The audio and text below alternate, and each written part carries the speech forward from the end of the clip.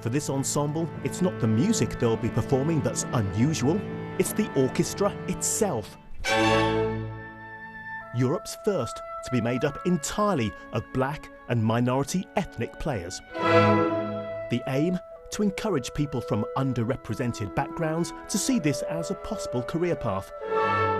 The ideas come from acclaimed double bass player Chichi Nwanoku. Music itself does not discriminate. It's what goes on around it sometimes that can cause those blockages, those barriers. But we need to just make those barriers invisible because music's for everybody. It's a universal language.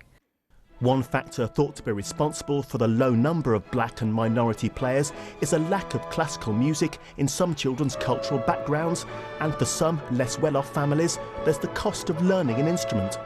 The only thing that's not to blame, a lack of talent.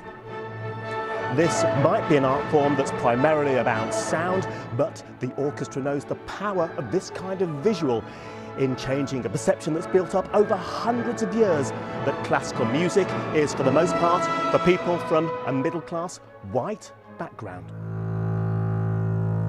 Adam Winter from Chineke's double bass section plays in other orchestras, including the Philharmonia. His school and his family encouraged him to become a musician. He wants others to follow.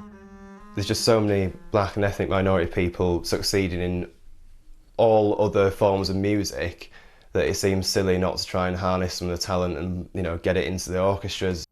This project is about more than correcting an orchestral imbalance. Margaret Cookhorn, a soloist at this year's BBC Proms, wants audiences to change too. We want to be able to reach to minorities, to those people who would never step into a concert hall. We want them to hear us and just to hear Western classical music, to hear us playing as an ensemble. The orchestra's first performance will be at London's Queen Elizabeth Hall on Sunday. As well as entertaining, the players hope their music could also represent the sound of change. Lizo Mazimba, BBC News.